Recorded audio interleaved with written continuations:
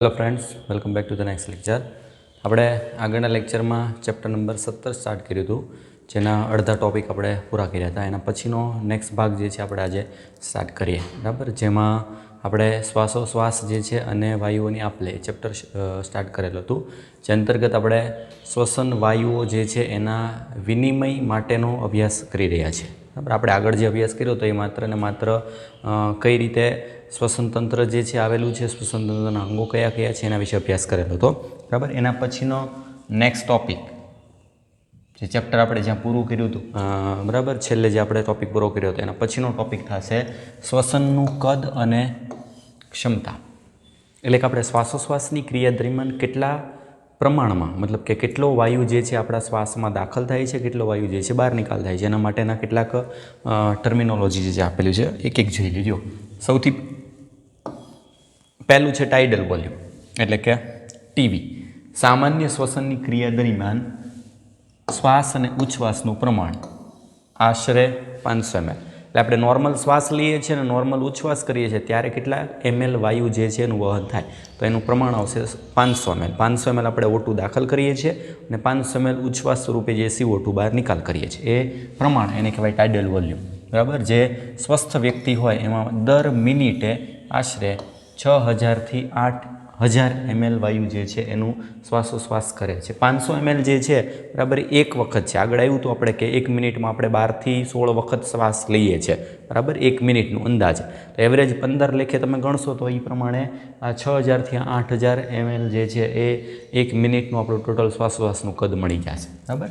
હવે એના પછી બીજું છે IRV, ઇન્સ્પાયરેટરી રિઝર્વ વોલ્યુમ. નોર્મલ શ્વાસ તો છે એ 500 ml છે, પણ આપણે એ શ્વાસોશ્વાસમાં ફેરફાર કરી શકીએ છીએ. આપણે આગળ એવું હતું કે આપણે ફેફસા જે છે એના સ્નાયુ ઉપર ડાયરેક્ટ નિયંત્રણ નથી, પણ ઉરોદર પટલના સ્નાયુ પર નિયંત્રણ છે. તો ઉરોદર પટલના સ્નાયુનું સંકોચન વિકોચન કરવામાં આપણે થોડો ફેરફાર કરી શકીએ. એટલે દબાણપૂર્વક જો આપણે શ્વાસ લઈએ તો દબાણપૂર્વકના શ્વાસ જે છે, વાયુનું આ વધારાનું કદ છે, જે વ્યક્તિ દબાણપૂર્વક શ્વાસ અંદર લે છે, આ કદ અંદાજે 2500 થી 3000 ml છે, બરાબર. એટલે એક્ઝામ્પલ તરીકે જે છે આપણે એને કહી શકીએ બગાસું. આપણે બગાસું ખાઈએ છીએ તો એ શું થાય છે, તો કે આપણે એક સાથે ઘણી બધી હવા જે છે ઓક્સિજન અંદર દાખલ કરી દઈએ, જે નોર્મલ કરતાં ખૂબ વધારે હોય. નોર્મલ 500 ml છે તો એની કરતાં 5 ગણું છે, બરાબર. 2500 થી 3000 ml જે છે આપણે શ્વાસ વધારે દબાણપૂર્વક અંદર લઈ શકીએ છીએ. એ જ રીતે એનાથી એક્ઝેક્ટ ઊંધું છે એક્સપાયરેટરી રિઝર્વ વોલ્યુમ, એટલે કે ERV. વાયુનું એવું વધારાનું કદ કે જે વ્યક્તિ દબાણપૂર્વક ઉચ્છ્વાસ દ્વારા બહાર કાઢી શકે. નોર્મલી 500 ml ઉચ્છ્વાસમાં શ્વાસ બહાર આવે છે, આપણે જો દબાણપૂર્વક શ્વાસને બહાર કાઢીએ તો એનું પ્રમાણ આવશે 1000 થી 1100 ml. એક્ઝામ્પલ તરીકે ઉદાહરણ લઈ શકીએ આપણે છીંક ખાવી જે છે, બરાબર. એ શું છે, તો કે છીંક ખાઈએ એટલે એક સાથે ઘણી બધી શ્વાસ જે છે એમાં હવા આપણે બહાર નિકાલ કરી શકીએ છીએ, બરાબર ને. એ છે એક પ્રકારનું ERV. એના પછીનો ભાગ RV, રેસિડ્યુઅલ વોલ્યુમ. રેસિડ્યુઅલ વોલ્યુમનો મતલબ શું, જો તો તમે એ માર્ક કર્યો હશે તમને ખ્યાલ આવશે કે આપણે અંદર દાખલ કરી શકીએ છીએ 2500 થી 3000. અંદર દાખલ મેક્સિમમ થાય છે 2500 થી 3000 અને બહાર નિકાલ થાય છે માત્ર 1000 થી 1100. તો દાખલ વધુ કરી શકીએ છીએ અને બહાર કેમ ઓછી નીકળે છે, એનું કારણ બહુ નોર્મલ ફેક્ટ જે છે, કારણ થશે કે આપણે ઉરોદર પટલ જે છે એનું સંકોચન કરી શકીએ ઝડપથી. સંકોચન થાય એ આપણા કંટ્રોલમાં છે, પણ સ્નાયુનું વિકોચન કરવું હોય તો એની રીતે થાય. એટલે મતલબ કે તો એક પ્રકારની સ્થિતિસ્થાપકતા છે. એટલું બધું વિકોચન આપણે ઝડપથી કરી ના શકીએ, એના લીધે જે દબાણ બહાર સર્જાવું છે બહાર કાઢવા માટે એટલું બધું સર્જાય નહીં. એટલે અમુક ટકા હવા જે છે એ નોર્મલ આપણા જે નાસિકા છિદ્રથી માંડી અને આપણા ફેફસા સુધીના ભાગમાં એમને પડી રહી છે. અમુક હવા જે છે એમાં પડી રહી છે. પડી રહેલી હવા એને નામ આપેલું છે રેસિડ્યુઅલ વોલ્યુમ. અને RV જે છે એનું કદ કે દબાણપૂર્વકના ઉચ્છ્વાસ બાદ પણ ફેફસામાં વધેલી હવા, ઉદાહરણ તરીકે 1100 થી 1200 ml, બરાબર. મતલબ આપણે દબાણપૂર્વક ઉચ્છ્વાસ કરીએ અને એ છતાં પણ અમુક હવા જે પડી રહી છે, બરાબર. આપણા જે માર્ગ, આપણો જે શ્વસન માર્ગ છે, શ્વસન માર્ગમાં પડી રહેલી ટોટલ જે છે એ થશે RV, રેસિડ્યુઅલ વોલ્યુમ, બરાબર. એટલે પહેલું આવી ગયું ટીવી, નોર્મલ શ્વાસોશ્વાસ, IRV, દબાણપૂર્વકનો શ્વાસ, ERV, દબાણપૂર્વકનો ઉચ્છ્વાસ, RV, ઉચ્છ્વાસ બાદ વધી રહેલ હવાનો જથ્થો, બરાબર. એટલે આ ભાગ ઉપર વર્ણવેલ કેટલાક શ્વસન કદને ઉમેરીને વિવિધ ફુફ્ફુસીય ક્ષમતા શોધી શકાય છે. એટલે મેઇન જો તમને આમાં તમને ખ્યાલ આવશે કે મેઇન આ 4 લીધા છે, બરાબર. એક ભાગ જે છે એ લીધેલો છે આરવી, પહેલું ટીવી, આઈઆરવી, ઈઆરવી અને આરવી. આવા 4 ટોટલ જે છે કદ આમાં લીધા. આ ચારે ચારનો સરવાળા બાદબાકી જે છે કરીએ, આ ચારેયના ટોટલ કરવાથી આપણને બીજા જે છે એ આપણને કદ આના પરથી મળી શકે. અને એ કદ ક્ષમતા જે છે એને નામ આપ્યું ફેફસાની અલગ અલગ ફુફ્ફુસીય ક્ષમતા. આ ફુફ્ફુસીય ક્ષમતા જે છે આના પ્લસ માઇનસ જે છે સુધારા વધારા જે છે એના દ્વારા મેળવી શકીએ. એ શું છે જો, તો એના પછી નેક્સ્ટ ઇન્સ્પાયરેટરી કેપેસિટી. ઇન્સ્પાયરેટરી કેપેસિટી એટલે આઈસી, આમાં યાદ રાખવાનું છે ઇન એટલે શ્વાસ જ થયો, કારણ કે આપણે હવા દાખલ કરીએ છીએ અને કેપેસિટી એટલે કુલ. આપણે કુલ કેટલી હવા ફેફસામાં દાખલ કરી શકીએ, તો કુલ હવા શું આવશે? સામાન્ય ઉચ્છ્વાસ બાદ વ્યક્તિ દ્વારા દાખલ કરવામાં આવેલ હવાનું કુલ કદ યાદ રાખવાનું છે, જેમાં ટાઇડલ વોલ્યુમ આવશે ટીવી અને પ્લસ સાથે એડ કરવું પડશે આઈઆરવી, એટલે કે ઇન્સ્પાયરેટરી રિઝર્વ વોલ્યુમ, જેનો સમાવેશ થાય છે. એટલે આપેલું છે ટીવી પ્લસ આઈઆરવી. તમે એનું કદ પણ માપી શકો. ટીવી જે છે એ અંદાજે 500 ml છે અને આઈઆરવી જે છે 2500 થી 3000 છે. તો બંનેનો ટોટલ કરો તો કેટલા આવશે? 3000 થી 3500 ml જેટલી હવા જે છે એ આપણે શ્વાસ દ્વારા અંદર લઈ શકીએ ટોટલ. એને નામ શું આપી દીધું? ઇન્સ્પાયરેટરી કેપેસિટી. એટલે આઈસી જે છે એ ઇનડાયરેક્ટલી શું થઈ ગયું? જો આપણે યાદ રાખવા માટે આવી રીતે લઈ શકીએ. પહેલું છે ટીવી, બીજું છે આઈઆરવી, ત્રીજું છે ઈઆરવી, ચોથું છે આરવી. આ 4 મેઇન છે. આ 4 યાદ રાખવાના છે. આ 4ના આધારે આપણને બીજા યાદ રહેશે. જેમ કે 5મું આઈસી બરાબર પહેલું અને બીજું એનો સરવાળો, એટલે કે ટીવી પ્લસ આઈઆરવી. ટોટલ ઇન કેટલી થાય છે હવા? એ છે આઈસી, બરાબર, જે આપણે જોઈ. એવી જ રીતે નેક્સ્ટ એક્સપાયરેટરી કેપેસિટી. એક્સપાયરેટરી ઈસી, એટલે એક્ઝિટ પરથી ટોટલ હવા બહાર કેટલી કાઢી શકીએ આપણે, એનો કુલ સરવાળો. સામાન્ય શ્વાસ બાદ જો જે ઇન હતું એમાં ઉચ્છ્વાસ બાદ લીધું હતું, આમાં આઉટ છે શ્વાસ બાદ લીધું છે, કારણ કે આપણે શ્વાસ લઈએ પછી જ હવા જે છે બહાર નિકાલ કરી શકીએ. વ્યક્તિ દ્વારા નિકાલ કરવામાં આવેલું હવાનું કુલ કદ, જેમાં ટાઇડલ વોલ્યુમ એટલે કે ટીવી આપેલું છે અને પ્લસ ઈઆરવી બંનેનો સરવાળો કરી શકાય. એટલે આપણે આ સૂત્ર ફરીથી 6થા નંબરનું જે છે આવશે ઈસીની જેમ જ આઈસીની જેમ જ આવશે ઈસી, જેમાં આવશે નોર્મલ ટીવી એટલે કે નોર્મલ ઉચ્છ્વાસ પ્લસ દબાણપૂર્વકનો ઉચ્છ્વાસ એટલે ઈઆરવી.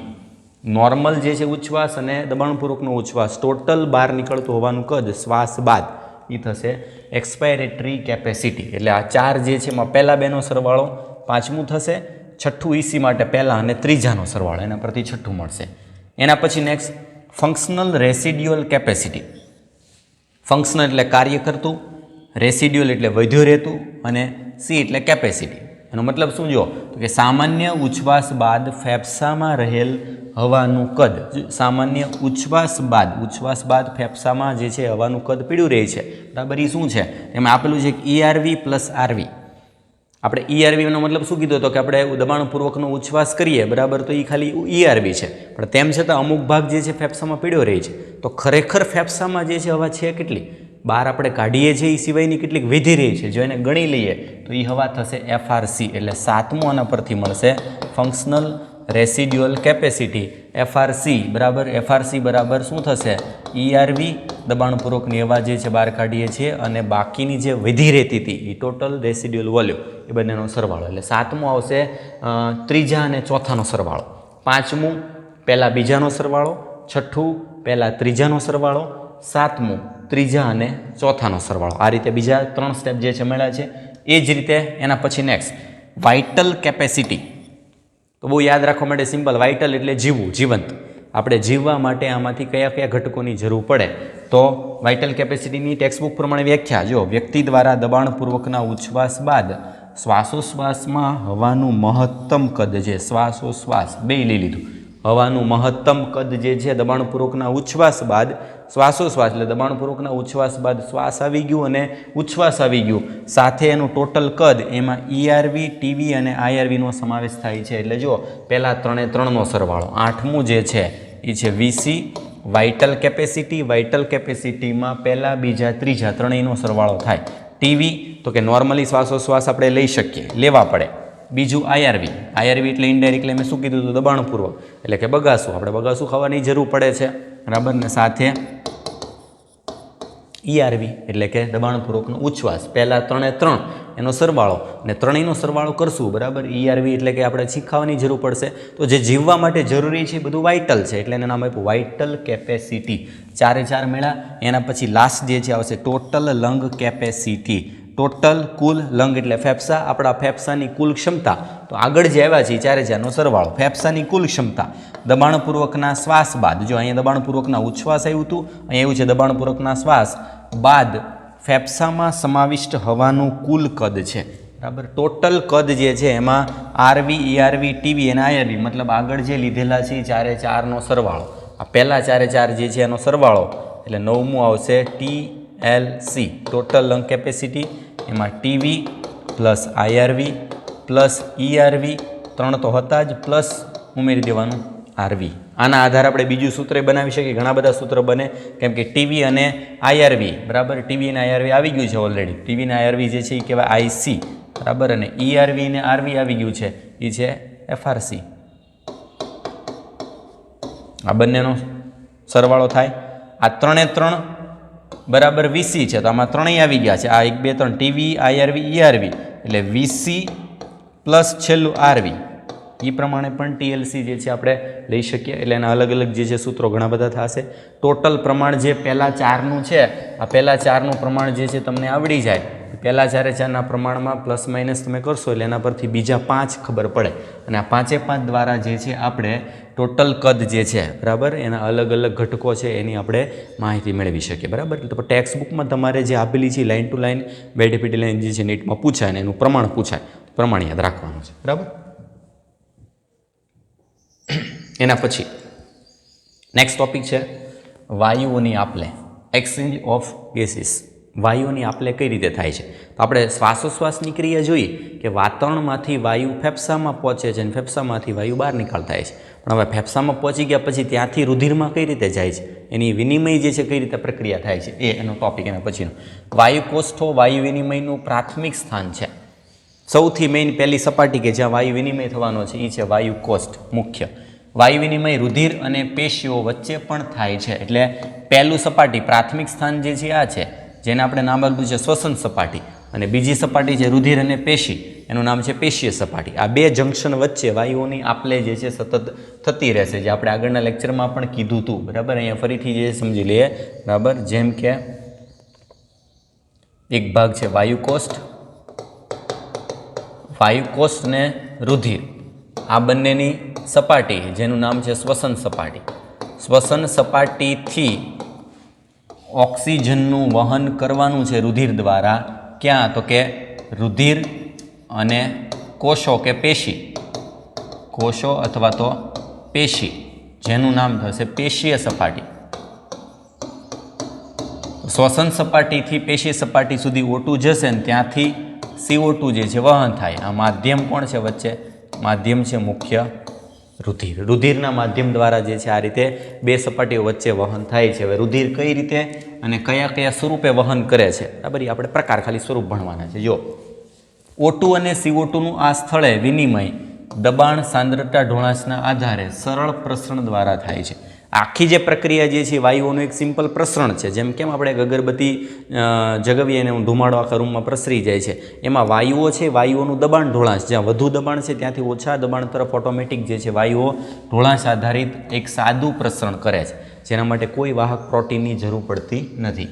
વાયુઓની દ્રાવ્યતાની સાથે સાથે પ્રસરણમાં સંકળાયેલ સ્તરની જાડાઈ પણ પ્રસરણના દર પર અસર કરતા કેટલાક અગત્યના પરિબળો છે. એટલે વાયુઓની દ્રાવ્યતા કેટલી છે, O2 CO2, એમાં એની દ્રાવ્યતા રુધિરમાં કેટલી છે, સાથે સાથે એની પ્રસરણ સપાટીમાં સ્તર જે છે એ કઈ માધ્યમમાંથી વાયુઓ પસાર થાય છે, એના સ્તરની જાડાઈ કેટલી છે, એ પણ આમાં અગત્યનો ભાગ ભજવે છે, બરાબર. આપણે જોઈએ વાયુઓના મિશ્રણમાં કોઈ વિશેષ વાયુની દબાણની ભાગીદારીને આંશિક દબાણ કહે છે.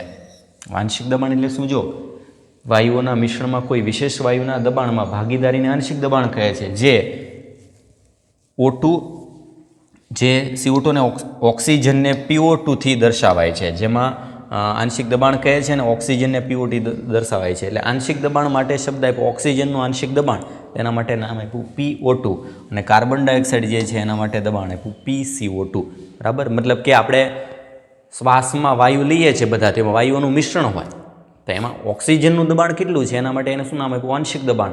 ઓક્સિજનનું દબાણ એના માટે શબ્દ આપ્યો PO2, બરાબર, પ્રેશર ઓફ ઓક્સિજન.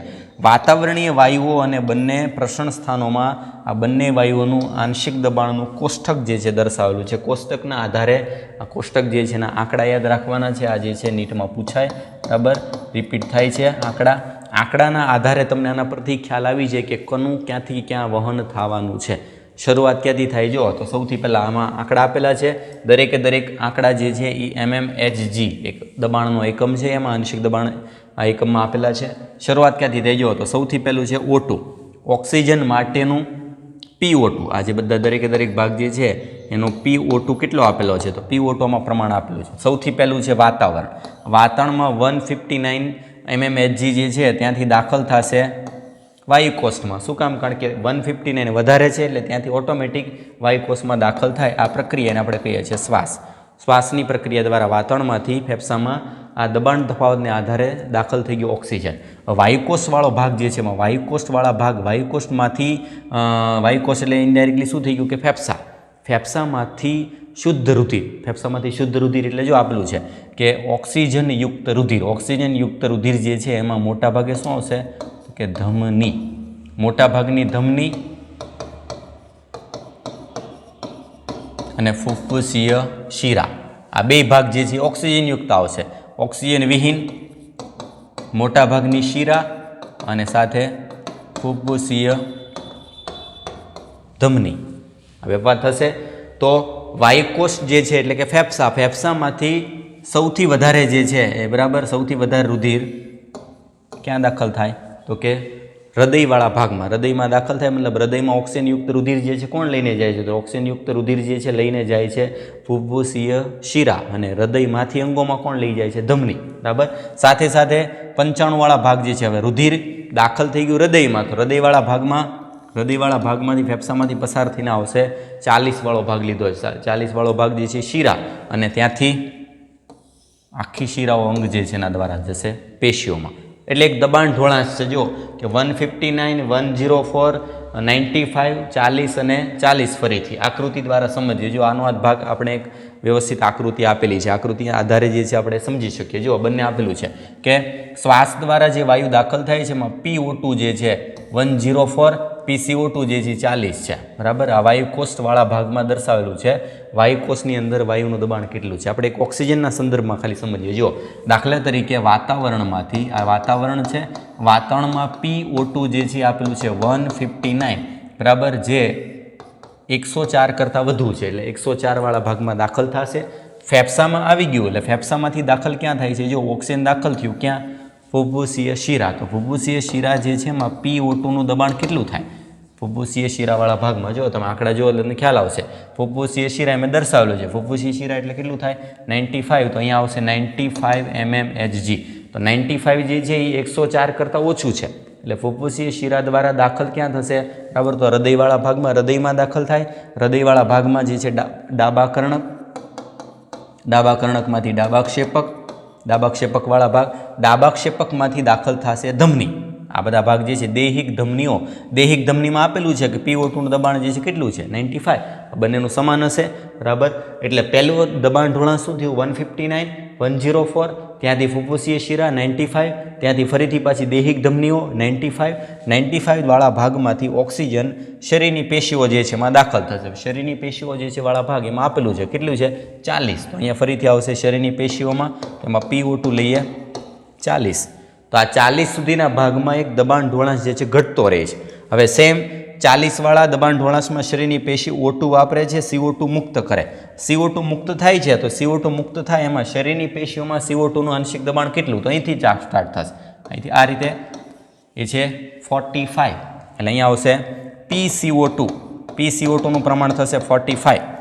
શરીરની પેશીઓમાં PCO2નું પ્રમાણ 45 mmHg. 45 mmHg વાળો ભાગ હવે ક્યાં દાખલ થશે? તો એ દાખલ થશે દૈહિક શિરાઓ, કારણ કે શિરાઓ જે છે CO2 યુક્ત રુધિર આગળ વહન કરવાની છે. તો તમે એનો દબાણ ઢોળાંશ જુઓ કે ઓક્સિજન વિહીન રુધિર ધરાવતી જે છે રુધિર વાહિનીમાં PCO2નું પ્રમાણ 45 છે. અહીંયા કોષોમાં 45, અહીંયા 45, એનાથી વધુ નથી, બરાબર, એની સેમ છે, એના કરતાં વધુ હોય તો ઢોળાંશ ઊંધો થઈ જાય. એટલે 45 થી 45 ત્યાંથી દાખલ થાય જમણા કર્ણક, ત્યાંથી દાખલ થાય જમણા ક્ષેપક. જમણા ક્ષેપકમાંથી આગળ ફેફસામાં જશે, ફેફસામાં જશે એટલે થશે ફુફ્ફુસીય ધમની. ફુફ્ફુસીય ધમનીવાળા ભાગમાં, એટલે તમે જુઓ એટલે તમને ખ્યાલ આવશે, લખેલું છે ફુફ્ફુસીય ધમની, બરાબર. એટલે કે શરીરની પેશીઓ જે છે, બરાબર, શરીરની પેશીઓમાં આ 40 વાળો ભાગ પછી લઈએ, કારણ કે પેશીઓમાંથી સીધું જે છે સંપર્કમાં ક્યાં આવશે, પહેલાં અંગોમાં જતાં પહેલાં જે છે ફુફ્ફુસીય ધમની, ઓક્સિજન વિહીનવાળો ભાગ. ઓક્સિજન વિહીન ધમની જે છે એમાં પ્રમાણ આપેલું છે 45, એટલે અહીંયા આવશે PCO2. ફરીથી 45, 45, 45, 45માંથી પાછું વાયુકોષ્ઠ. વાયુકોષ્ઠમાં કેટલું છે જો 40, એનો મતલબ ઘટાડો થયો, અને ઘટાડો થયેલો ભાગ જે છે એના લીધે એક ઢોળાંશ જળવાયેલો રહેશે. અને ઢોળાંશ જે છે એ જળવાયેલો રહેતો હોવાથી, બરાબર, ત્યાંથી વાતાવરણમાં જશે તો વાતાવરણમાં આ ભાગ જે છે 40 વાળો ભાગ ધમનીવાળા ભાગમાં અને વાયુકોષ્ઠવાળા ભાગમાં, અહીંથી ત્યાંથી અને ત્યાંથી જે છે દાખલ થશે વાતાવરણમાં. વાતાવરણમાં 0.3 જે છે પ્રમાણ ટકા આપેલું છે. એટલે એક પ્રમાણ તમે PO2 જે છે, બરાબર, એનો ઢોળાંશ તમે જોશો તો ટકાવાર પ્રમાણ આ રીતે આવે છે 159, બરાબર, એનાથી ઓછો આવે છે 104, એનાથી ઓછો આવે છે 95, બરાબર, એનાથી ઓછો આવે છે 40. આ એક પ્રમાણમાં આ જે ક્રમ છે એ ક્રમ તમે આના પરથી મેચ કરો એટલે તમને ખ્યાલ આવશે. એ જ રીતે સેમ PCO2 જે છે એનું વહન કઈ રીતે થાય, તો મેક્સિમમ છે 45, 45 જે છે ત્યાંથી આવશે 40, અને 40 વાળા ભાગથી આવે છે 0.3.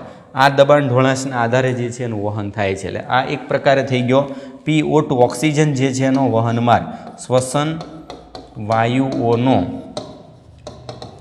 વાયુઓનો વહન માર્ગ કયા કયા માર્ગે ક્યાંથી વહન થાય છે, બરાબર, એના આધારે કોઈ એક માર્ગ બની ગયો, અને માર્ગના આધારે જે છે આપણે એનું વહન જે છે નક્કી કરી શકીએ કે હવે પછી ઓક્સિજન ક્યાં જવાનો છે અને CO2 જે છે ક્યાં જવાનો છે. આના આધારે આપણે આંકડા જે છે યાદ રાખી શકીએ. અને આ સાથે સાથે આકૃતિમાં જે જગ્યાએ જે નામનિર્દેશન આપેલું હોય એ નામનિર્દેશન જે છે એના પરથી પણ પૂછી શકે. અને આની સાથે સાથે આપણે આ જ આકૃતિ દ્વારા રુધિર જે છે એનું બેવડું પરિવહન પણ સમજી શકીએ, બરાબર. આમાં રુધિરનું બેવડું પરિવહન છે. આ જે પિંક કલરનો ભાગ જે છે એ બધો શુદ્ધ રુધિર છે. આ જે બ્લુ કલરનો ભાગ દેખાય છે આપણે એ છે CO2 યુક્ત, મતલબ કે અશુદ્ધ રુધિરનો માર્ગ. અને આના આધારે રુધિર જે છે એનો પેશીઓ, હૃદય અને ફેફસા એ ત્રણેયની વચ્ચે જે છે રુધિરની આપલે CO2 O2 જે છે એની આપલે એ આપણે આના દ્વારા સમજી શકીએ, બરાબર. એટલે આ થઈ ગયો એક પ્રકારનો માર્ગ. નેક્સ્ટ એના પછી રુધિર અને રુધિર પેશીઓમાં ઓક્સિજન માટેની સાંદ્રતા ઢોળાંશ દર્શાવે છે. સમાન રીતે CO2 માટે પણ વિરુદ્ધ દિશામાં ઢોળાંશ હાજર છે. આપણે હમણાં માર્ગ લખ્યો એ પ્રમાણે, બરાબર. જેમ કે વાતાવરણ, ફેફસા, ત્યાંથી ધમની, ધમનીમાંથી અંગો. એ શું થઈ ગયો O2નો ઢોળાંશ. CO2નો ઢોળાંશ શું થશે તો કે અંગો અથવા તો પેશીમાંથી દાખલ થાય શીરા, શીરામાંથી હૃદય, અને હૃદયવાળા ભાગમાંથી પાછા જે છે ધમની દ્વારા ફેફસામાં, અને ફેફસામાંથી પાછું વાતાવરણ. આ જે માર્ગ જે છે એ થઈ ગયો CO2 માટેનો ઢોળાંશ માર્ગ. એ રીતે વાયુઓ જે છે એનો ઓટોમેટિક વિનિમય થયા કરે. એટલે કે પેશીઓથી રુધિર અને રુધિરથી વાયુકોષમાં CO2ની દ્રાવ્યતા O2 કરતાં 20 થી 25 ગણી વધારે હોય છે. યાદ રાખવાનું છે CO2 આગળ આવ્યું હતું ને કે શ્વસન વાયુઓની દ્રાવ્યતા એના પ્રસરણમાં વધારે અસર કરે. એટલે O2 અને CO2 બંનેની સરખામણી કરીએ તો CO2ની દ્રાવ્યતા O2 કરતાં 20 થી 25 ગણી વધારે છે, બરાબર. CO2ની દ્રાવ્યતા રુધિર જે છે એમાં વધારે છે. પ્રસરણ સપાટીમાંથી પ્રતિ એકમ આંશિક દબાણથી પ્રસરણ થવાવાળી CO2ની માત્રા O2ની તુલનામાં ખૂબ જ વધુ હોય છે. CO2ની માત્રા O2ની તુલનામાં વધારે હોય એટલે આપણે ઉદાહરણ તરીકે એક્ઝામ્પલ આપું. જો વાયુકોષ્ઠ છે, આ રુધિર છે. વાયુકોષ્ઠમાંથી રુધિરમાં દાખલ થવાનું છે O2, અને CO2 જે છે એ દાખલ થવાનું છે રુધિરમાંથી વાયુકોષ્ઠમાં. તો વાયુકોષ્ઠ અને રુધિર એ બંને વચ્ચેની આ વાયુઓની આપલે એ કહેવાય એની પ્રસરણ સપાટી. પ્રસરણ સપાટીમાં જેટલી માત્રામાં વાયુકોષ્ઠમાંથી O2 રુધિરમાં દાખલ થાય છે એની કરતાં વધુ ઝડપથી CO2 જે છે એ આપણા રુધિરમાંથી વાયુકોષ્ઠમાં આવી શકે એનું પ્રમાણ વધુ છે. શું કામ? કારણ એનું એ છે કારણ કે O2 કરતાં CO2 જે છે એની દ્રાવ્યતા ખૂબ વધારે છે. કેટલી વધારે છે? 20 થી 25 ગણી વધારે, તો સ્વાભાવિક છે કે O2નો જેટલો પ્રસરણ દર હોય એની કરતાં ખૂબ જ ઘણો વધારે જે છે CO2નો પ્રસરણ દર હોય. એટલે જેટલો O2 વહન પામે પ્રસરણ સપાટીમાં એની કરતાં ખૂબ જ વધારે ઝડપી દરે CO2 જે છે એ પ્રસરણ પામી શકે. હવે મેઇન છે પ્રસરણ સપાટી. પ્રસરણ સપાટીમાં ટોટલ 3 સ્તરો છે. 3 મુખ્ય સ્તરોની બનેલી હોય આકૃતિમાં આપણે સમજીએ, જેવી કે વાયુકોષનું પાતળું લાદી સમ અધિચ્છદ, આ પહેલું સ્તર. આ જે વાયુકોષ જે છે એનું અંદરનું સ્તર, આ જે ભાગ જે છે આ દર્શાવી આપણે. પહેલો ભાગ જે છે આપેલો છે કે વાયુકોષની અંદરની દિવાલ, બરાબર. આ જે ભાગ જે છે એ છે એનું પહેલું સ્તર કે જેમાં વાયુકોષની ફરતેનું એક લાદી સમ અધિચ્છદ આવરણ છે. બીજું વાયુકોષની કેશિકાઓનું અંતઃછદ. વાયુકોષની કેશિકાઓનો અંતઃછદ એટલે વાયુકોષની ફરતે જ્યાં રુધિર કેશિકા ગુચ્છ આવેલું હોય, રુધિર કેશિકા ગુચ્છ હશે કારણ કે વાયુકોષ ખૂબ સૂક્ષ્મ છે, તેની ફરતે ધમનીને શિરા નહીં હોય, એની ફરતે કેશિકાઓ હોય. એ કેશિકાઓનું અંદરનું સ્તર, આ બંને ભાગ, આ કેશિકાઓનું અંદરનું સ્તર એની ફરતે આવેલું જે છે અંતઃસ્તર, આ જે છે એ બીજો ભાગ. પહેલું થઈ ગયું કે વાયુકોષની ફરતેની દિવાલ, બીજું આ કેશિકાની ફરતેની દિવાલ, અને ત્રીજો ભાગ બે વચ્ચેનો અવકાશ. તેમની વચ્ચે પાતળી આધાર કલાયુક્ત આધારક દ્રવ્ય હોય છે, એટલે બે વચ્ચેનો અવકાશ, આ જે ભાગ જે છે ત્રીજો ભાગ. આવી રીતે 3 ટોટલ સ્તરોમાંથી વાયુ વિનિમય થાય. વાયુકોષ્ઠમાંથી જશે આધાર કલામાં, આધાર કલામાંથી દાખલ થશે રુધિર વાહિની જે છે કેશિકાની અંદરની સપાટીમાં. અથવા અહીંથી આ બાજુ જોવું હોય તો સૌથી પહેલાં સંપર્કમાં કોણ આવશે તો કે કેશિકાનું અંતઃછદ, પછી આવશે આધાર કલા અને અંદર દાખલ થશે વાયુકોષ જે છે એનું આવરણ. આવા 3 આવરણોમાંથી વાયુનું વિનિમય થાય અને આ રીતે વાયુ જે છે એ 3 સ્તરોમાંથી પસાર થઈ અને પ્રસરણ સપાટી પૂરી પાડે છે, બરાબર, જે લાદીસમ અધિચ્છદને આધાર આપે છે. તથા વાહિકાઓના એકસ્તરીય અંતઃછદના કોષોની ફરતે આધાર કલા આપેલી છે. તેમ છતાં તેમની કુલ જાડાઈ 1 mm કરતાં પણ ઘણી ઓછી છે. જો આજે ટોટલ કદ જે છે બરાબર લેસ ધેન 1 mm છે, 1 મિલીમીટરથી પણ ઓછી જાડાઈ છે. એટલે તમને અંદાજ આવે કે કેટલી સૂક્ષ્મ રચના છે. 1 mm જે છે એનાથી ઓછી રચનામાં આ 3 સ્તરો આવી જાય છે, એની જાડાઈ એટલી ઓછી છે, બરાબર. એટલા માટે આપણે શરીરમાંના બધા કારકો O2નું વાયુકોષથી પેશીઓ અને CO2નું પેશીઓથી વાયુકોષમાં પ્રસરણ માટે અનુકૂળ છે. તો ખ્યાલ આવી જાય કે જેટલી જાડાઈ જે છે એ ઓછી છે એમ પ્રસરણ સપાટી ખૂબ વધારે છે.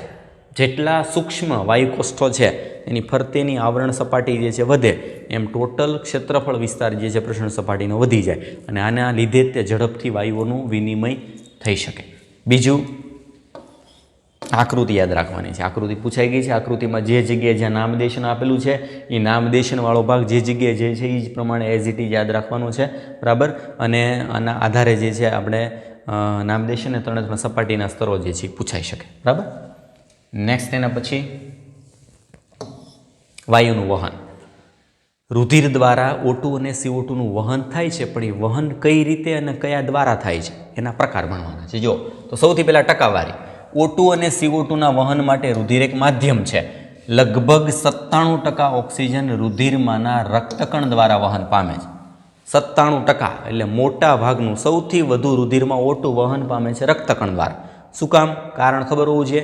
રક્તકણ એની અંદર આવેલા છે હિમોગ્લોબિન. હિમોગ્લોબિન જે છે એમાં એક હિમોગ્લોબિન 4 O2 અણુ સાથે જોડાઈ શકે છે. RBC દ્વારા વહન થાય. બાકીના 3% O2નું વહન રુધિર રસ દ્વારા દ્રાવ્ય અવસ્થામાં થાય છે. સીધો O2 જે છે એ રુધિર રસ સાથે ઓગળી જાય, બરાબર, અથવા દ્રાવ્ય થઈ જાય ને એ દ્રાવ્ય થઈને રુધિર રસ દ્વારા એનું વહન થઈ શકે. હવે વાત આવે છે CO2ની. 20 થી 25% CO2 રક્તકણ દ્વારા. જેમ O2ના વહન માટે મેક્સિમમ રક્તકણ જવાબદાર છે એમ CO2ના વહન થવા માટે રક્તકણોની વહન માત્રા છે માત્ર 20 થી 25%, જ્યારે 70% જે છે એ બાયકાર્બોનેટ સ્વરૂપે વહન પામે છે. બાયકાર્બોનેટ સ્વરૂપે વહન શું કામ કરવું પડે? કારણ કે CO2 જોડાઈ જાય તો એનું એસિડિક માધ્યમ બની જાય. એસિડિક માધ્યમ બની જાય તો શરીર જે છે એની pH ખૂબ જ ઘટી જાય. રુધિરમાં pH નોર્મલી 7.4 રહેવી જોઈએ, એ વધી જાય, ઘટી ના જાય, મતલબ કે શરીરમાં એસિડિકતા વધી ના જાય. એના માટે આપણે બાયકાર્બોનેટ જેવા બફર પદાર્થોની જરૂર પડશે. અને બાયકાર્બોનેટ જેવા બફર પદાર્થો જે છે ચોક્કસ રુધિરની pH જાળવી રાખી અને CO2નું વહન કરશે. એટલે 70% સૌથી વધારે CO2નું વહન થાય છે આપણા શરીરમાં બાયકાર્બોનેટ દ્વારા. આ બાયકાર્બોનેટ 2 પ્રકારના હોઈ શકે, બરાબર. NaHCO3 મતલબ સોડિયમ બાયકાર્બોનેટ હોઈ શકે અથવા તો KHCO3 એટલે કે પોટેશિયમ બાયકાર્બોનેટ જે છે, આવા બે ઘટકો દ્વારા CO2 જે છે એનું વહન થાય છે, કારણ કે એની અંદર આમાં CO2 આવી જાય છે. O2 CO2 નું વહન ક્યાંથી ક્યાં થાય છે એ આપણે જોયું. આશરે 7% CO2 રુધિરસ દ્વારા દ્રાવ્ય અવસ્થામાં થાય. જો દ્રાવ્ય અવસ્થામાં O2 નું વહન છે 3%, રુધિરસ દ્વારા CO2 નું વહન જે છે 7%. મેક્સિમમ વધારે CO2 નું વહન થાય છે 70% જે બાયકાર્બોનેટ દ્વારા, અને બાકીનું 20 થી 25% જે છે એ છે માત્ર ને માત્ર રક્તકણો જે છે એના દ્વારા. બરાબર, આ રીતે રુધિર O2 CO2 નું બંને વહન કરે. ટકાવારી આંકડાકીય માહિતી આમાં યાદ રાખવાની છે બેઠા બેઠી. હવે સૌથી પહેલું O2 નું વહન. તો O2 નું વહન ક્યાંથી ક્યાં થાય છે? સૌથી પહેલી બાબત, ફેફસાથી કોષો સુધી. ફેફસાથી કોષો સુધી, ફેફસા એટલે શ્વસન સપાટી, કોષો જે છે એટલે કોષીય સપાટી. શ્વસન સપાટીથી કોષીય સપાટી સુધી રુધિર દ્વારા O2 નું વહન થાય છે. ભાઈ O2 નું વહન કોણ કરે છે? જો તો રક્તકણમાં લાલ રંગનું આયન ધરાવતું એક રંજક કણ જેનું નામ છે હિમોગ્લોબિન, બરાબર, આપણા શરીરનું શ્વસન રંજક દ્રવ્ય, રુધિરને લાલ રંગ પણ આપે છે અને સાથે સાથે શ્વસન વાયુનું વહન પણ કરતું એક અગત્યનું રસાયણ. O2 પ્રતિવર્તી રીતે હિમોગ્લોબિન સાથે જોડાય અને ઓક્સી હિમોગ્લોબિન બનાવે છે. પ્રતિવર્તી કઈ રીતે જોડાતું છે જો આપણે સમજીએ. જોડાવાની રીત જે છે એની કઈ છે, કઈ રીતે ક્યાં જોડાઈ જાય છે, બરાબર, અને કઈ રીતે જે છે એ મુક્ત થઈ જાય છે. એટલે આપણે એક બ્લેન્ક પેજવાળા ભાગ જે છે એમાં સમજીએ. જો O2 નું વહન, તો O2 નું વહન ક્યાંથી ક્યાં થાય છે?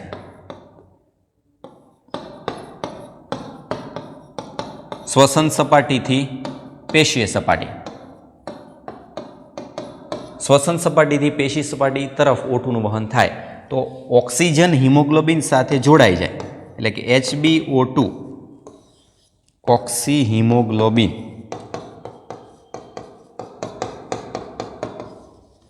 ઓક્સિજનનું હિમોગ્લોબિન સાથે જોડાણ થાય કઈ જગ્યાએ? શ્વસન સપાટીએ. અને અહીંયા હિમોગ્લોબિન જુદો પડી જાય, O2 જુદો પડી જાય, એટલે બંને વચ્ચેનું જોડાણ તૂટે. O2 અને Hbનું જોડાણ થવું ક્યાં જોઈએ? શ્વસન સપાટીએ. અને તૂટવું ક્યાં જોઈએ વચ્ચેનું જોડાણ? પેશી સપાટીએ. અહીંયા કારણ કે O2 આપી દેવાનો છે, અહીંથી જોડાય અને આ બાજુ જે છે એ મુક્ત કરવાનો છે. આનાથી એક્ઝેક્ટ ઊંધું પાછું થશે. CO2 નું વહન, CO2 નું વહન આ રીતે થશે, પેશીય સપાટીથી શ્વસન સપાટી, એટલે કે આપણા કોષો છે ત્યાંથી ફેફસા તરફ. પેશી સપાટીએ જો હિમોગ્લોબિન મુક્ત થઈ ગયો, O2 કોષોની અંદર દાખલ થશે, પેશીમાંથી મુક્ત થશે CO2 જોડાઈ જશે હિમોગ્લોબિન સાથે. હિમોગ્લોબિન અને CO2 નું જોડાણ પેશીય સપાટીએ થાય અને શ્વસન સપાટીએ ફરીથી પાછો હિમોગ્લોબિન મુક્ત થઈ જાય, CO2 મુક્ત થઈ જાય. આ CO2 જે છે એનો ઉચ્છ્વાસ દ્વારા બહાર નિકાલ થઈ જશે. CO2 જે છે એનો ઉચ્છ્વાસ દ્વારા નિકાલ થાય, હિમોગ્લોબિન છૂટો પડે, એ જ હિમોગ્લોબિન પાછું O2 ના વહનમાં વપરાય. મતલબ કે O2 કે CO2 બંનેના વહન માટે કોમન એક ભાગ જે છે એ છે હિમોગ્લોબિન. અને હિમોગ્લોબિન આ રીતે શ્વસન વાયુનું વહન કરવા માટે એક ખૂબ જ અગત્યનું માધ્યમ. આ રીતે બંનેનું વહન થશે. હવે વહન થવા માટે એક બાબત એક નોંધ કરી લઈએ આમાં કે કયા એવા પરિબળો છે, આના પછીનો ટોપિક આના ઉપર રિલેટેડ છે. કયા એવા પરિબળો છે કે જેના દ્વારા શ્વસન સપાટીએ હિમોગ્લોબિન અને O2 વચ્ચેનું જોડાણ થાય છે, અને એવા કયા પરિબળો છે કે ત્યારે હિમોગ્લોબિન અને O2 નું જોડાણ તૂટી જાય છે. એ જ રીતે સેમ કયા એવા પરિબળો છે કે જ્યાં પેશી સપાટીએ CO2 અને હિમોગ્લોબિન વચ્ચે જોડાણ થાય છે, અને કયા એવા પરિબળો જેના લીધે શ્વસન સપાટી હિમોગ્લોબિન અને CO2 છૂટા પડી જાય છે. બરાબર, બંને પ્રક્રિયા એકસાથે સાયમલ્ટેનિયસલી થતી હશે. એના માટેના જવાબદાર પરિબળો ખૂબ અગત્યના છે. બરાબર, એ પરિબળો એક એક ભણીએ. જો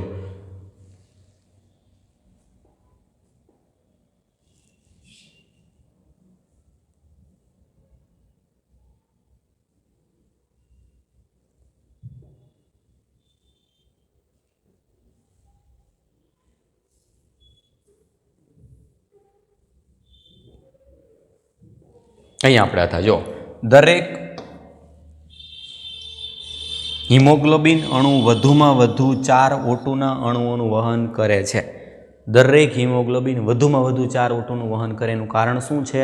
કારણ કે આપણે ભણી ગયા હિમોગ્લોબિન જે છે એમાં ટોટલ 4 શૃંખલા આવેલી છે. 2 આલ્ફા શૃંખલા, 2 બીટા શૃંખલા. દરેકે દરેક શૃંખલામાં આવેલું છે એક જેને આપણે એમ કહીએ છીએ ને કે વચ્ચેના ભાગમાં આવેલું એક હિમોગ્લોબિનના બંધારણમાં આવેલું આયન સમૂહ ધરાવતું એક ઘટક, બરાબર. હિમોગ્લોબિન ધરાવતો એક ક્રોમેટોફોર રિંગ ધરાવતો એક બંધારણ. 4 શૃંખલા છે, 4 જે છે એમાં આયન સંકુલ ધરાવતો એક ભાગ છે, અને આયન સંકુલ ધરાવતો ભાગ જે છે એ આયન સંકુલ એક સાથે એક O2ના અણુને જોડી શકે. એટલે એક હિમોગ્લોબિન જે છે ટોટલ 4 O2ના અણુ જે છે એની સાથે જોડાય એટલે એક સાથે 4 O2ના અણુનું વહન કરશે. ઓક્સિજનનું હિમોગ્લોબિન સાથેનું જોડાણ પ્રાથમિક રીતે O2ના આંશિક દબાણને આધારિત છે. સૌથી અગત્યની બાબત કે ઓક્સિજન સાથે હિમોગ્લોબિન જોડાશે ક્યારે, તો કે સૌથી પહેલું એમાં જવાબદાર છે ઓક્સિજનનું આંશિક દબાણ એટલે કે PO2. જે જગ્યાએ PO2 વધારે હાઈ હશે ત્યાં હિમોગ્લોબિન O2 સાથે જોડાઈ જશે. જે જગ્યાએ PO2 ડાઉન હશે, PO2 જેવું ઘટે એટલે હિમોગ્લોબિન ને O2 જે છે એનું ભંગાણ થઈ એની વચ્ચેનો બંધ જે છે તૂટી જાય. CO2નું આંશિક દબાણ, માત્ર O2 નહીં, O2 તો છે જ તે, સાથે CO2નું આંશિક દબાણ, હાઇડ્રોજન આયનની સાંદ્રતા એટલે કે H+ આયનની સાંદ્રતા, H+ આયનની સાંદ્રતા એટલે ઇનડાયરેક્ટલી થઈ ગયું pH, કે pH કેવી છે કઈ જગ્યાએ, સાથે તાપમાન જેવા કેટલાક અન્ય પરિબળો છે એ પણ આ જોડાણમાં ખલેલ પહોંચાડે છે. એટલે ટોટલ 4 પરિબળો આવ્યા. એક PO2, CO2નું આંશિક દબાણ એટલે PCO2, PO2 અને PCO2 સ્વાભાવિક છે કે બંને એક્ઝેક્ટ ઊંધું હશે, એક વધુ હશે તે ઓછું હશે, એક ઓછું હોય તો એક વધુ હોય. આ બંનેના પરિબળો સાથે ત્યાં pH કેવી છે, એસિડિક pH છે કે બેઝિક છે, H+ની સાંદ્રતા વધારે છે ઓછી છે, કે ત્યાં તાપમાન ઊંચું છે કે નીચું છે, આ 4 પરિબળો નક્કી કરશે કે હિમોગ્લોબિન સાથે O2ને જોડાવવું કે એને તોડવું, બરાબર. એ જોઈએ. હિમોગ્લોબિન અને O2ની સાથેની સંતૃપ્ત ટકાવારીને PO2 સામે આલેખિત કરતા એક આલેખ બનાવ્યો, બરાબર. આલેખ અહીંયા દર્શાવેલો છે. આલેખ જે છે શું છે તો કે ઓક્સિજન વિયોજન વક્ર, ODC કર્વ. ODC જે છે એનો મતલબ શું થશે, ઓક્સિજન ડિસોસિએશન કર્વ. ઓક્સિજનનું વિયોજન કેમ થાય એટલે કે ઓક્સિજન હિમોગ્લોબિનથી છૂટો ક્યારે પડે, એ છૂટો પડવા માટેનો એક આલેખ. કોના વિરુદ્ધ કોનો આલેખ છે, એક બાજુ છે ઓક્સિજનની હિમોગ્લોબિન સાથેની ટકાવારી એટલે HbO2નું પર્સન્ટેજ છે. એક બાજુ આ ટકાવારી છે કે કેટલા ટકા ઓક્સિજન હિમોગ્લોબિન સાથે જોડાયેલા છે, કેટલા ટકા. અહીંયા લઈએ તો 20% જોડાયેલા છે, જેમ જેમ આગળ છે એમ 100%. વધુમાં વધુ ઓક્સિજન જે છે હિમોગ્લોબિન સાથે જોડાય એની સાથે ઇનડાયરેક્ટલી જોડાયેલું છે ઓક્સિજનનું આંશિક દબાણ એટલે કે PO2. આના પરથી ખ્યાલ આવે જુઓ કે જેમ જેમ PO2 વધતો જાય 20, 40, 60 જેમ જેમ PO2 વધે, દાખલા તરીકે ઉદાહરણ આપણે લઈએ કે જ્યારે PO2 જે છે એ 20 છે ત્યારે સામે કેટલા આવશે 30. PO2 જે છે જ્યારે 20 છે ત્યારે હિમોગ્લોબિનની O2 સાથે જોડાવાની ક્ષમતા જે છે એ કેટલી આવશે 30%. જ્યારે PO2 વધીને 80 થાય છે તો હિમોગ્લોબિનની O2 સાથે જોડાવાની ક્ષમતા અંદાજિત 98%. એટલે ખ્યાલ આવ્યો કે જેમ PO2 વધ્યો, જેમ જેમ PO2 વધતો જાય એમ હિમોગ્લોબિન O2 સાથે જોડાવાની ક્ષમતા જે છે વધતી જાય. એક્ઝેક્ટ એનાથી ઊંધું કે તમે જેમ PO2 ઘટતો જશે એમાં ટકાવારી જે છે એ ઘટતી જશે. એટલે એક સીધો સંબંધ છે કે જેમ ઓક્સિજનનું દબાણ વધે છે જે જગ્યાએ એમ ઓટોમેટિક હિમોગ્લોબિન જે છે એની O2 સાથે જોડાવાની ક્ષમતા છે એ વધે છે. વધુ હિમોગ્લોબિન O2 સાથે જોડાય એટલે આપણા કોષોમાં વધુ ઓક્સિજન પહોંચે, આપણા કોષો વધુ કાર્ય કરે, શક્તિ ઉત્પન્ન કરે, આપણું શરીર યોગ્ય રીતે ચાલે. એટલે તમે બહુ વધારે ઊંચાઈ વાળી સ્થિતિ જે છે પર્વતો ઉપર કે જાઓ, ગિરનાર ઉપર જાઓ તો જ્યાં જ્યાં ઓક્સિજનનું દબાણ ઘટે, ઓક્સિજન દબાણ ઘટે એટલે ઇનડાયરેક્ટલી આપણું PO2 ઘટે. શરીરમાં જેવું PO2 ઘટે એટલે તરત જ આ HbO2 જે છે ઘટવા માંડે. HbO2 ઘટે એનો મતલબ શું, તો કે શરીરને ઓક્સિજન જે છે એની વધારે જરૂર પડશે. નોર્મલ કરતાં એને ઓછો ઓક્સિજન મળે એટલે તરત આપણે હાર્ટબીટ વધવા માંડે, શરીરનો રંગ જે છે ચહેરો લાલ થવા માંડે. ઉત્તુંગતા બીમારી આપણે જેને 12માં લીધેલું છે, બરાબર, એ ઉત્તુંગતા એટીટ્યુડ સિકનેસ જે છે જોવા મળે. તરત જ આપણા રક્તકણો જે છે બધા વધવા માંડે, કારણ કે એને સપ્લાય કરવાનો છે વધુ ને વધુ ઓક્સિજન. એ બધું ઇનડાયરેક્ટલી આની સાથે લિંક થયેલું છે, બરાબર. હવે આપણે લક્ષણો જોઈએ. મેં જો આ વક્ર દોરીએ તો વક્ર જે છે એનો આલેખ મળે છે સિગ્મોઇડ. અહીં તમે જોયું કે એસ આકારનો જે છે એ ગ્રાફ મળે છે. આ વક્રને ઓક્સિજન વિયોજન વક્ર, ઓક્સિજન ડિસોસિએશન કર્વ કહે છે. તે હિમોગ્લોબિનના O2 સાથેના જોડાણને પ્રભાવિત કરતા PCO2, H+ની સાંદ્રતા, વગેરે જેવા પરિબળોના અસરના અભ્યાસ માટે ખૂબ ઉપયોગી છે. આ ઇમ્પોર્ટન્ટ ટોપિક પણ એટલો નીટ માટે એટલો જ ઇમ્પોર્ટન્ટ ટોપિક છે, બરાબર. કારણ કે આમાં જે પરિબળો આવે છે એ પરિબળો સાથે ખૂબ સમજવા જરૂરી છે. જો ક્યારે ઓક્સિજનની હિમોગ્લોબિન સાથે જોડાવાની ક્ષમતા વધશે, જો એ મુદ્દા આપેલા છે. વાયુકોષમાં જ્યારે ઊંચું PO2 વધારે હોય, PO2 વધારે હોય, આ પહેલો પરિબળ. નીચું PCO2 નીચો હોય. ઓછા H+ ની સાંદ્રતા, H+ ઓછા, જેમ H+ ઓછા એમ pH વધુ. આ યાદ રાખજો બે સરખામણીમાં. જેમ H+ ઓછા છે, H+ ઓછાનો મતલબ બેઝિક છે, જેમ બેઝિક દ્રાવણ છે એમ pH કેવી હોય, હાઈ. એટલે બે સરખામણી યાદ રાખવાનું. સાથે નીચું તાપમાન, એટલે લઈએ ડિગ્રી સેલ્સિયસ, કેવું નીચું. તો આ 4 પરિબળો છે, ચારે ચારને સિમ્પલ યાદ રાખવા માટે સિમ્પલ શું છે, જો તો કે એમાં ઓક્સિજનનું એક જ દબાણ ઊંચું છે. ખાલી એક ઓક્સિજનનું દબાણ જે છે એ મેઇન પરિબળ છે, એને વિરુદ્ધ અસર કરતા પરિબળો બધા નીચા છે. જો તો કે જ્યારે PO2 વધારે હોય, PCO2 નીચું હોય, H+ ઓછા હોય એટલે કે બેઝિક માધ્યમ હોય, અને ડિગ્રી સેલ્સિયસ એટલે તાપમાન જે છે નીચું હોય. આવા ચારે ચાર પરિબળો હોય ત્યારે મેઇન શું જોવા મળે, તો કે ત્યારે ઓક્સી હિમોગ્લોબિન બનાવવા માટે સાનુકૂલિત છે. મતલબ ત્યારે હિમોગ્લોબિન અને O2ના જોડાવાની ક્ષમતા વધે, એટલે એ ભાગ જે છે વધુને વધુ સંતૃપ્ત થાય. આવા પરિબળો હોય ત્યારે હિમોગ્લોબિન O2 સાથે જોડાવા માટે વધુ અનુકૂળ બનશે. તો સ્વાભાવિક છે આના પરથી ખ્યાલ આવી છે કે આવા ચારે ચાર પરિબળો કઈ જગ્યાએ હોય, શ્વસન સપાટીએ. શ્વસન સપાટીવાળા વિસ્તાર જે છે એમાં ચારે ચાર પરિબળો વધારે હોય, બરાબર. આ રીતે મતલબ કે એક વધારે હોય, આ ત્રણે ત્રણ ઓછા હોય, એટલે ત્યાં O2 હિમોગ્લોબિન સાથે જોડાય.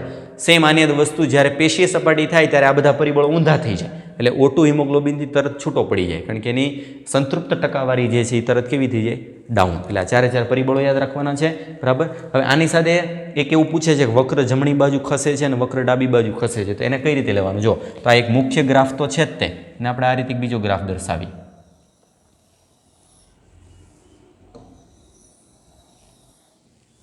આ 3 ગ્રાફ દર્શાવ્યા, બરાબર. આ 3 ગ્રાફ જે છે એમાં આ નોર્મલ ગ્રાફ છે. નોર્મલ ગ્રાફથી આ બાજુ જઈએ, નોર્મલ ગ્રાફથી આ બાજુ જઈએ, બરાબર. ડાબી બાજુ ને જમણી બાજુ વક્ર ખસે છે, તો એને આપણે સમજવા માટે લઈએ. જો દાખલા તરીકે આ ઉદાહરણ જે છે હું આપું છું, અહીંયા 40,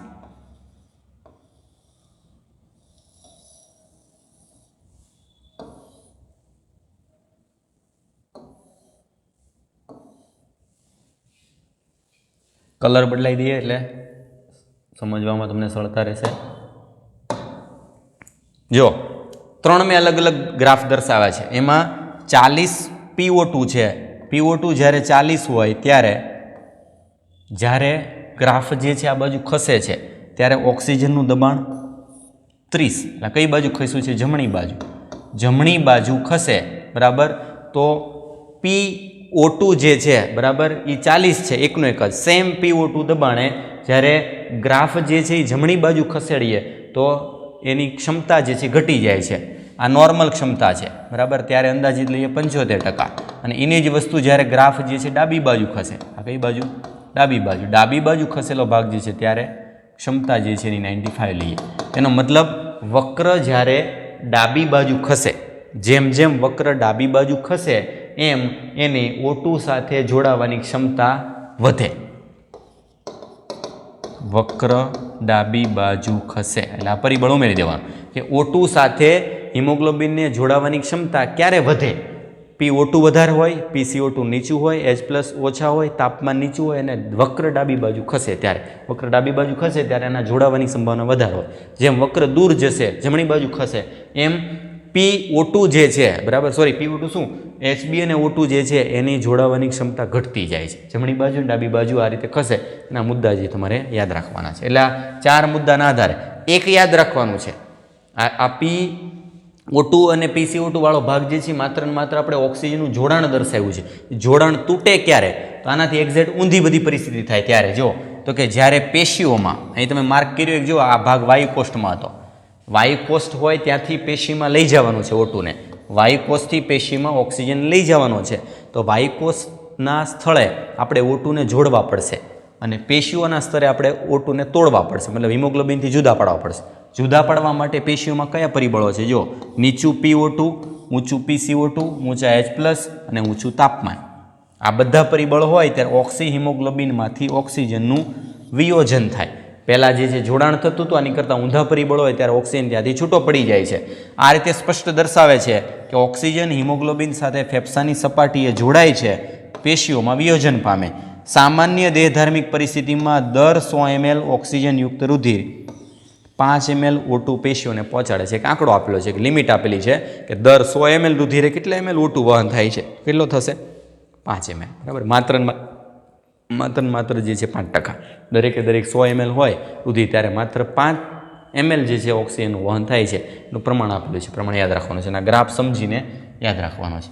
એના પછી નેક્સ્ટ કાર્બન ડાયોક્સાઇડનું વહન. જેમ O2નું વહન થાય છે એમ CO2નું વહન કઈ રીતે થાય છે? તો સૌથી પહેલાં કાર્બન ડાયોક્સાઇડનું વહન ક્યાંથી ક્યાં થશે?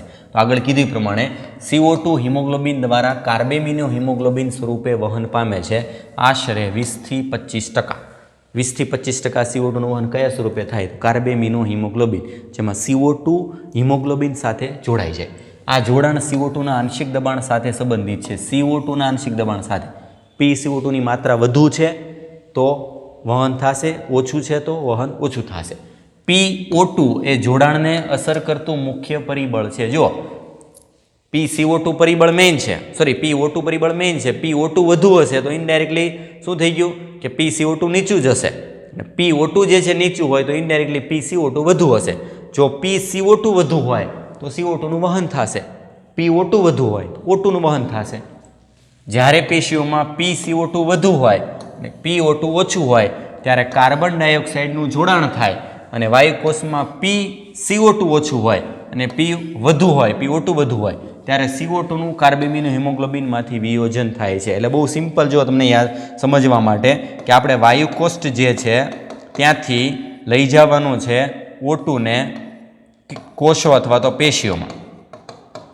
તો વાયુકોષ્ઠમાં O2ને જોડવાનું છે.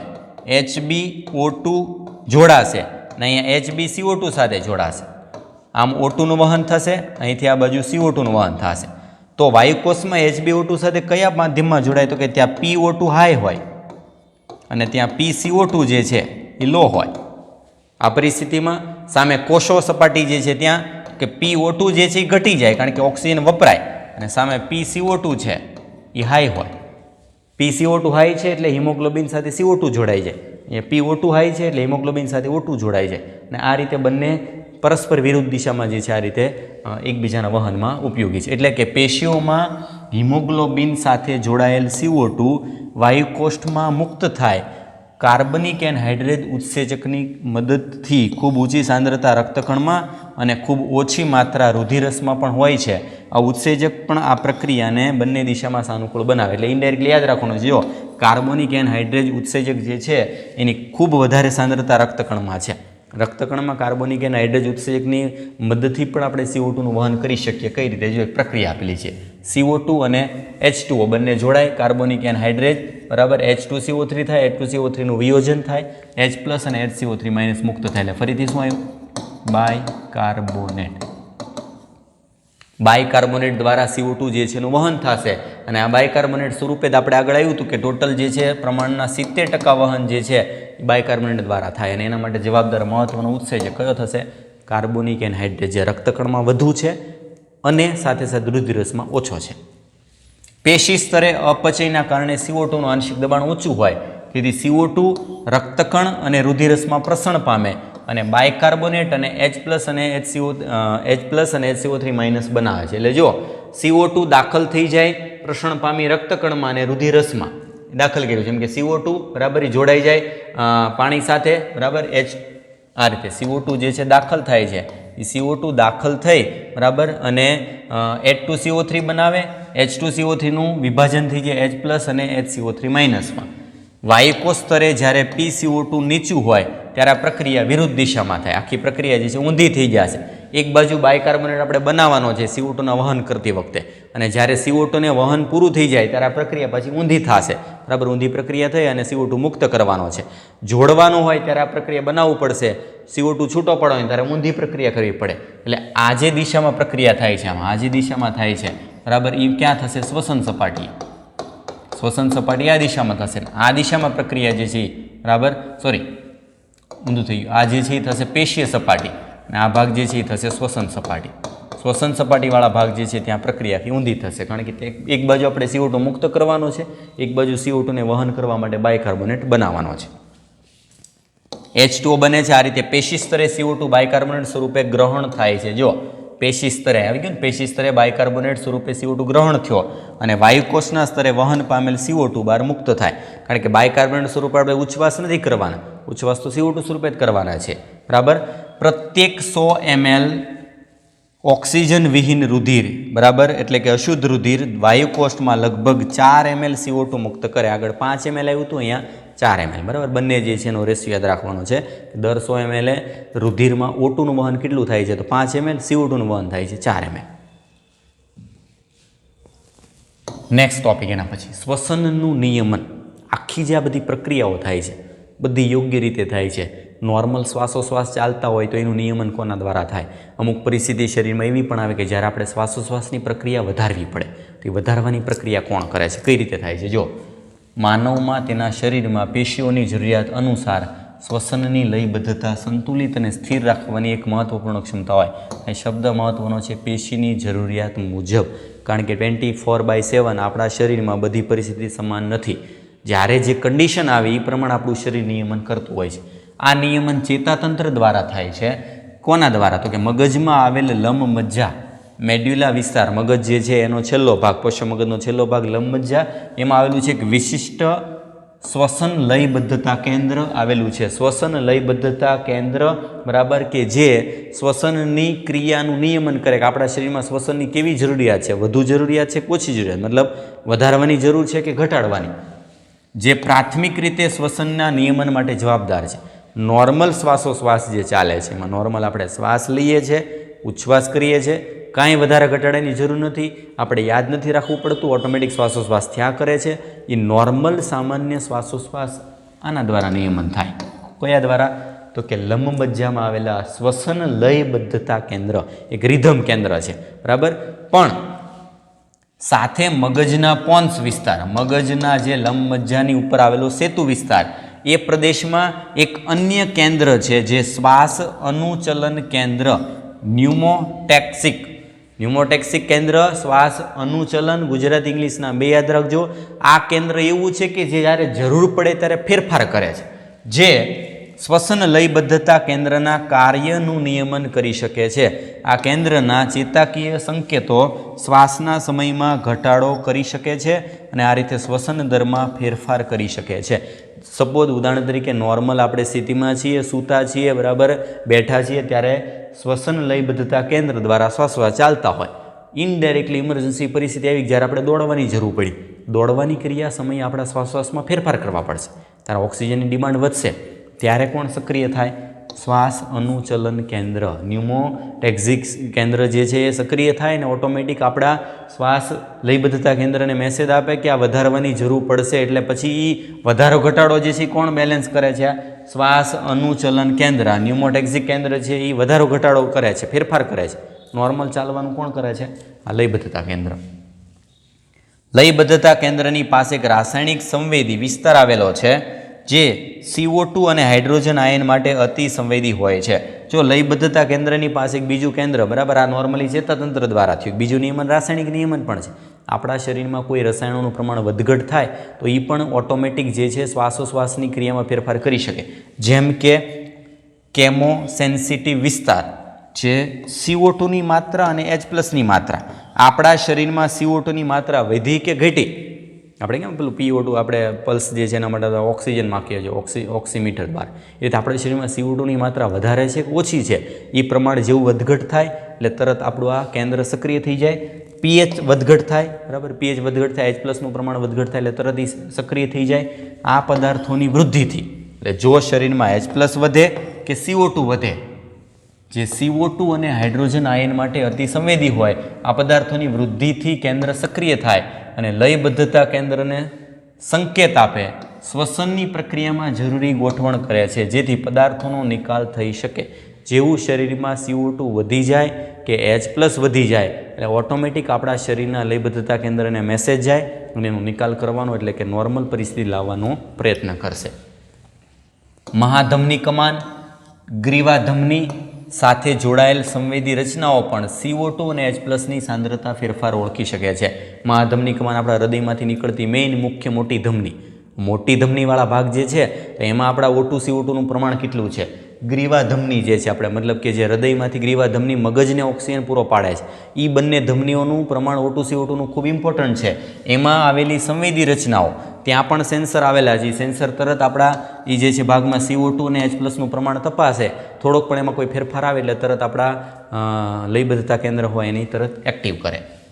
ઓળખે ઉપચારાત્મક પ્રક્રિયા માટે લયબદ્ધતા કેન્દ્રને આવશ્યક સંકેતો આપે છે અને શ્વસન લયબદ્ધતા નિયમનમાં ઓક્સિજનની ભૂમિકા નોંધનીય નથી. આ બધામાં તમે જોશો તમને ખ્યાલ આવશે કે પ્રમાણ સેન્સર કોનું તપાસે, જો CO2નું તપાસે ને H+નું તપાસે. શરીરમાં pH વધઘટ નથી થઈ એ જુએ છે અને CO2નું પ્રમાણ વધી નથી ગયું એ જોવામાં આવે. બરાબર, કારણ કે CO2નું પ્રમાણ શરીરમાં વધી ગયું તો એનો ઇનડાયરેક્ટલી મેસેજ એવો જ છે કે શરીરમાં O2 ઘટી ગયું છે. બરાબર, કારણ કે CO2 વધી જાય છે કે પ્રમાણ વધી ગઈ, CO2 નિકાલ નથી થતો, ઇનડાયરેક્ટલી આપણા શરીરમાં O2 જે છે ઓછો છે એટલે CO2નું પ્રમાણ તપાસે છે, O2નું પ્રમાણ નથી તપાસતું સેન્સરો. બરાબર, એના દ્વારા આપણા શરીર જે છે એમાં લયબદ્ધતા કેન્દ્ર કાર્ય કરે છે. આ રીતે બંને કેન્દ્રોનું અને બંને કેન્દ્રો જે છે એનું કાર્ય શું છે એ સાથે યાદ રાખવાનું છે. બરાબર, હવે એના પછીનો લાસ્ટ ટોપિક. બરાબર, આપણે ચેપ્ટર જે છે એના એન્ડિંગમાં આવી ગયા છે. એન્ડિંગમાં સૌથી લાસ્ટ ટોપિક છે શ્વસન તંત્રની અનિયમિતતાઓ, ડિસઓર્ડર્સ. બહુ ટૂંકમાં 1-2 લાઈન જે છે એમાં માહિતી આપેલી છે, પણ દરેકે દરેકના ખાસ જે લક્ષણો છે એ લક્ષણોના આધારે રોગોના નામ યાદ રાખવાના છે. એમાં સૌથી પહેલું છે દમ, અસ્થમા. તો સૌથી પહેલું યાદ રાખવાનું છે કે અસ્થમા જે છે એક એલર્જીક રોગ છે.